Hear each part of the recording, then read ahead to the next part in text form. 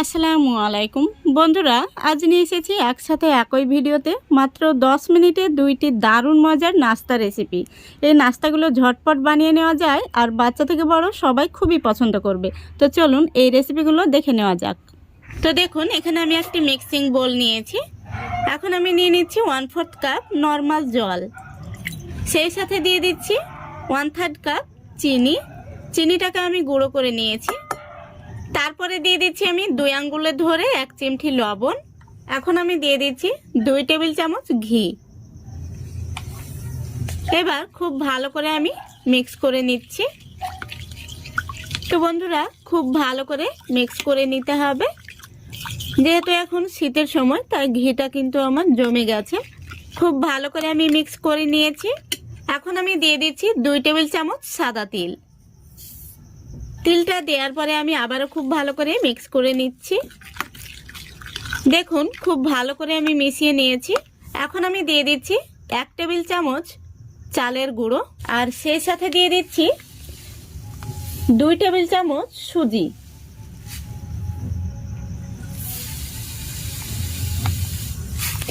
এতে করে আমাদের বিস্কুটগুলো কিন্তু ভীষণ মুচমুচে তৈরি হবে।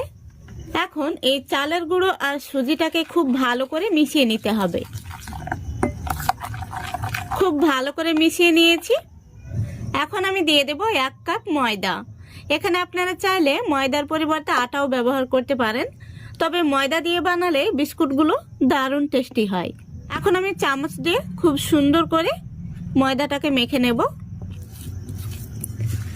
প্রথমত 1 কাপ ময়দা দিয়েছি। এখানে আমি আরও কিছু ময়দা অ্যাড করে দেব। এখানে আমি আরও 1 কাপ ময়দা নিয়েছি। প্রথমত 1/2 কাপ দিয়ে দিলাম, এটা আমি আবারও পরে ব্যবহার করব। আর সেই সাথে দিয়ে দিচ্ছি 1 টেবিল চামচ গুঁড়ো দুধ। গুঁড়ো দুধটা দেওয়ার কারণে বিস্কুটগুলো কিন্তু দারুণ টেস্টি তৈরি হবে। আবারও আমি খুব ভালো করে মেখে নিচ্ছি।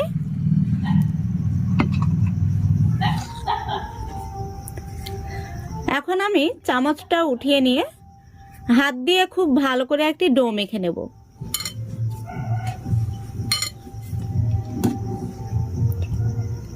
এখানে সম্পূর্ণ ময়দাটাই লেগে যাবে।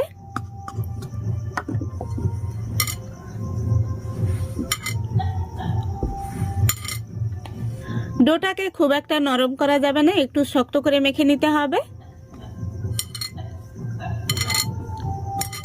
দেখুন, ডোটাকে আমি খুব সুন্দর করে মেখে নিয়েছি। এখন আমি এখানে একটি পিঁড়ে নিয়ে নিচ্ছি। তারপরে ডোটাকে নিয়ে নিচ্ছি। ডোটাকে এখন আমি হাত দিয়ে একটু এইভাবে রোল করে নেব। দেখুন, আমি খুব সুন্দর করে রোল করে নিয়েছি। এখন আমি একটি চাকু নিয়েছি, আর এটা দিয়ে বিস্কুটের শেপ দিয়ে কেটে নেব।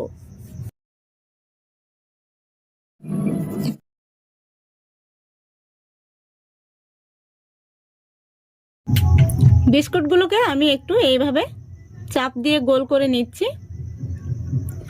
উপর দিকটায় কিন্তু চাপ দেওয়া যাবে না, এভাবে সাইডগুলোতে চাপ দিয়ে গোল করে নিতে হবে। এই দেখুন, এইভাবে আমি প্রত্যেকটি বিস্কুটকে গোল করে নেব। তো বন্ধুরা, আমি সবগুলো বিস্কুট রেডি করে নিয়েছি। এখন আমি বিস্কুটগুলোকে ভেজে নেব।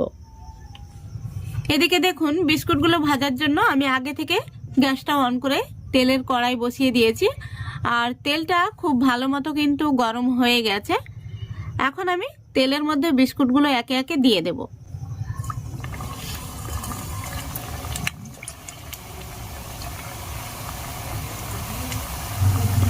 যতগুলো ধরবে আমি একসঙ্গে ততগুলো দিয়ে দেব, আর বাকি যেগুলো রয়েছে সেগুলো আমি দ্বিতীয় ব্যাচে ভেজে নেব।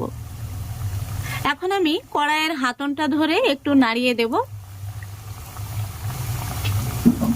গ্যাসের ফ্লেমটা লো আর মিডিয়ামের মাঝামাঝিতে রেখে বিস্কুটগুলোকে ভেজে নিতে হবে। কোনোভাবেই গ্যাসের ফ্লেমটা বাড়িয়ে দেওয়া যাবে না, নইলে বিস্কুটগুলো খুব তাড়াতাড়ি কালার চলে আসবে, কিন্তু ভেতর থেকে কাঁচা থেকে যাবে। এখন আমি একটি চামচ দিয়ে বিস্কুটগুলোকে উল্টে দিচ্ছি। বিস্কুটগুলো ভাজার সময় এই পর্যায়ে খুবই নরম থাকে, তাই খুবই সাবধানে উল্টে পাল্টে ভেজে নিতে হবে। তো বন্ধুরা, একটু সময় নিয়ে এইভাবে উল্টে পাল্টে বিস্কুটগুলোকে ভেজে নিতে হবে, তাহলে বিস্কুটগুলো খুব সুন্দর কিন্তু খাস্তা আর মুচমুচে তৈরি হবে। তো বন্ধুরা, বিস্কুটগুলোকে আমি উল্টে পাল্টে খুব সুন্দর করে ভেজে নিয়েছি। দেখতে পাচ্ছেন কত সুন্দর একটি কালার এসছে। এখন আমি বিস্কুটগুলোকে তেল থেকে তুলে নেব।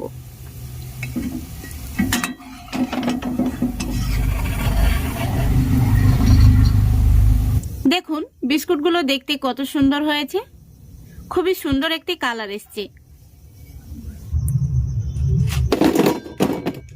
একইভাবে আমি সবগুলো বিস্কুট ভেজে নিয়েছি। দেখতেই পাচ্ছেন বিস্কুটগুলো কত সুন্দর হয়েছে। আমি একটি বিস্কুট আপনাদের ভেঙেও দেখিয়ে দিচ্ছি ভেতর থেকে কতটা মুচমুচে তৈরি হয়েছে। ভীষণ মুচমুচে আর খাস্তা তৈরি হয়েছে।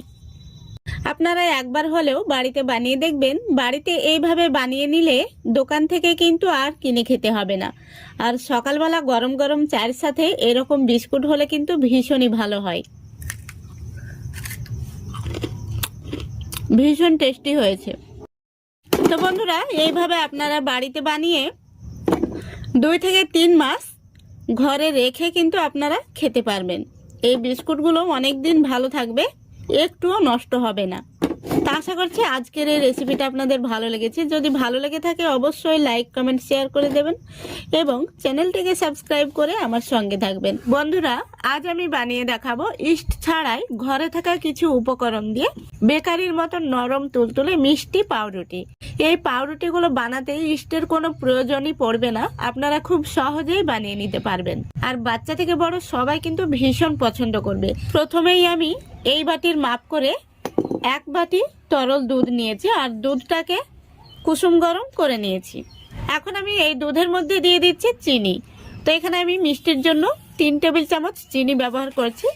আপনারা চাইলে পরিমাণটা কমিয়ে অথবা বাড়িয়ে নিতে পারেন। যেহেতু আমি একটু মিষ্টি পাউরুটি বানাবো সেই জন্য 3 টেবিল চামচ দিয়ে দিলাম। এখন আমি এই দুধের মধ্যে দিয়ে দিচ্ছি 1/2 টেবিল চামচ লেবুর রস। এখানে আমি পাতি লেবুর রস নিয়েছি। এখন আমি এটাকে খুব ভালো করে মিশিয়ে নিচ্ছি। যেহেতু দুধটা একটু গরম রয়েছে তাই চিনিটা খুব সুন্দরভাবে কিন্তু মিশে যাবে। এখন আমি এটাকে ঢাকা দিয়ে রেখে দেব 5 মিনিটের জন্য। এবার আমি নিয়ে নিচ্ছি একটি মিক্সি জার আর নিয়ে নিচ্ছি একই বাটির মাপ করে 1 বাটি সুজি। এবার ঢাকনাটা লাগিয়ে আমি খুব ভালো করে সুজিটাকে গুঁড়ো করে নেব।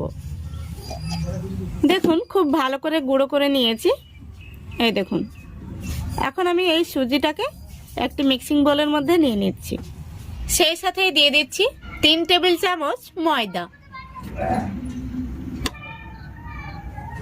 দিয়ে দিচ্ছি স্বাদ মতো লবণ, তারপরে দিয়ে দিচ্ছি 1 চা চামচ বেকিং পাউডার আর দিয়ে দিচ্ছি 1 চা চামচের 4 ভাগের 1 ভাগ বেকিং সোডা। এখন এই শুকনো উপকরণগুলো খুব ভালো করে আমি হ্যান্ড উইচ দিয়ে মিশিয়ে নিচ্ছি। দেখুন খুব ভালো করে আমি মিশিয়ে নিয়েছি। এখন আমি এখানে যে দুধটা রেখেছিলাম এটা আমাদের বাটার মিল্ক তৈরি হয়ে গেছে। এখন আমি এই দুধটাকে শুকনো উপকরণের মধ্যে দিয়ে দেব। এবার আমি একটি চামচ দিয়ে খুব ভালো করে নাড়াচাড়া করে মিশিয়ে নেব। খুব ভালো করে মিশিয়ে নিতে হবে। লক্ষ্য রাখতে হবে ব্যাটারের মধ্যে যেন কোনো রকম দলা পেকে না থাকে। দেখুন খুব ভালো করে আমি মিশিয়ে নিয়েছি। এখন আমি এর মধ্যে দিয়ে দেব একটি ডিম আর দিয়ে দিচ্ছি 1 টেবিল চামচ সাদা তেল। সেই সাথে দিয়ে দিচ্ছি 2 ফোঁটা মতো ভ্যানিলা এসেন্স। এখন আমি আবারও চামচ দিয়ে খুব ভালো করে মিশিয়ে নেব। যারা ডিম খেতে পছন্দ করেন না তারা কিন্তু ডিমটাকে বাদ দেবেন। তো বন্ধুরা, ব্যাটারটা একটু পাতলা মনে হচ্ছে, সেই জন্য এখানে আমি আরো 2 টেবিল চামচ মতো ময়দা অ্যাড করে দেব। দিয়ে দিলাম 2 টেবিল চামচ ময়দা। আবারও আমি খুব ভালো করে মিশিয়ে নেব। রুটি তৈরির জন্য ব্যাটারটা কিন্তু আমাদের একদম রেডি হয়ে গেছে। আর ব্যাটারটা কিন্তু এই রকম ভাবে বানাতে হবে। এখন আমি ব্যাটারটা এক সাইডে সরিয়ে রাখছি। এবার রুটি তৈরির জন্য দেখুন এখানে আমি 4টি একই মাপের স্টিলের বাটি নিয়েছি। বাটিগুলোতে এখন আমি তেল ব্রাশ করে নেব। প্রত্যেকটা বাটিতে আমি অল্প অল্প তেল দিয়ে দিচ্ছি।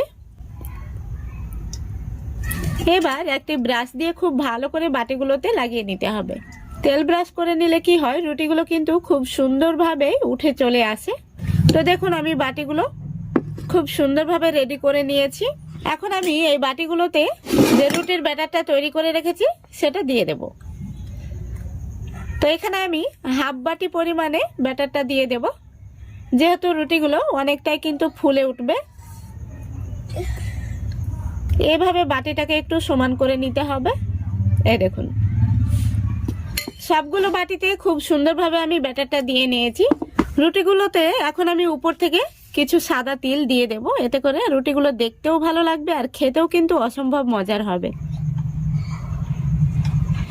দেখুন সাদা তিলটা দেওয়ার পরে আমি আবারও একটু ট্যাপ করে নিলাম, তিলটা যেন খুব সুন্দরভাবে ব্যাটারের গায়ে বসে যায়। একদম রেডি হয়ে গেছে। এখন আমি রুটিগুলোকে বেক করে নেব। এদিকে আমি রুটিগুলো বেক করার জন্য গ্যাসটা অন করে আগে থেকে কড়াইটা ফ্রি হিট করে নিয়েছি। এখন আমি কড়াইয়ের মধ্যে একটি স্ট্যান্ড বসিয়ে দিচ্ছি। এবার স্ট্যান্ডের উপরে একটি থালা দিয়ে দিচ্ছি। এখন আমি থালার উপর একে একে বাটিগুলো দিয়ে দিচ্ছি।